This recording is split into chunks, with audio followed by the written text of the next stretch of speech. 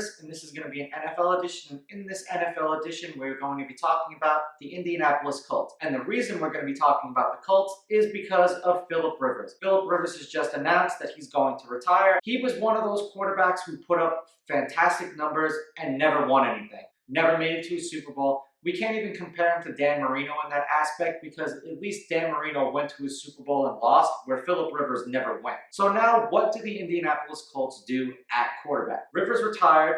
Jacoby Brissett is their backup, and chances are he's going to be gone because he wasn't the answer there. And they have a very young and very talented team on offense and on defense. Their offensive line is great. Their defensive line is great. And what they needed is someone like Philip Rivers. Now, we thought that Rivers was going to be there for 2 years and not one.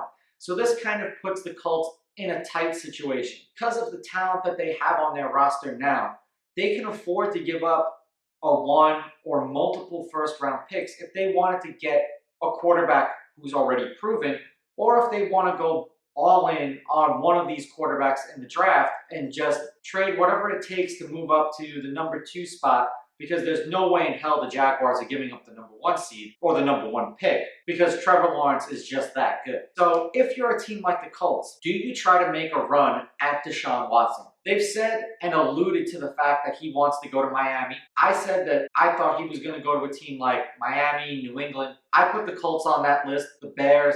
He's going to go where he wants to go because he has a full no-trade clause. But if you're a team like the Colts, wouldn't you kick the tires and see maybe if he's interested in coming to your team? You guys basically destroyed Andrew Luck's career because there was no offensive line there. Now at least there is an offensive line there. There's a great running game. The receiving core could be a little bit better, but he's done more with less than anyone else. And then there's guys like Matthew Stafford or Matt Ryan.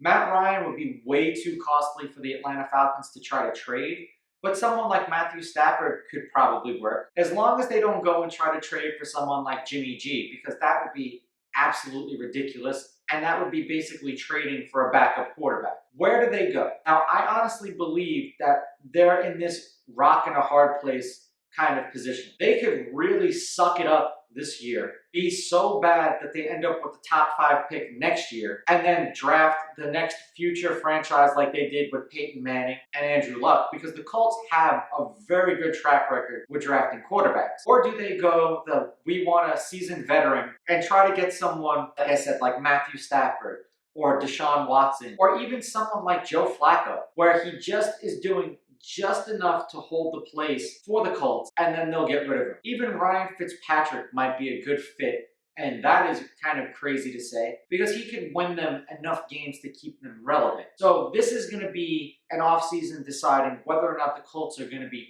all in on trying to get a quarterback or all in on tanking for a quarterback for the next year.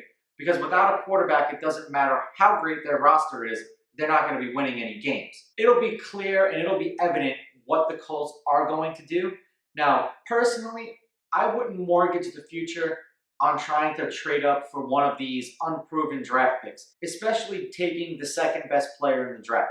So now, if you had the opportunity to grab someone like Trevor Lawrence, you absolutely do it. But if you don't, and if you get lucky to find one of these quarterbacks who happen to fall in the draft, good on you. But I wouldn't mortgage everything that you have to try to trade up for one of them. Now, if you have to suck for a season and then get someone who is going to be the caliber of Trevor Lawrence, because trust me, next year there's going to be some dude that none of us have ever heard of who's going to come on strong and then just be this new dude.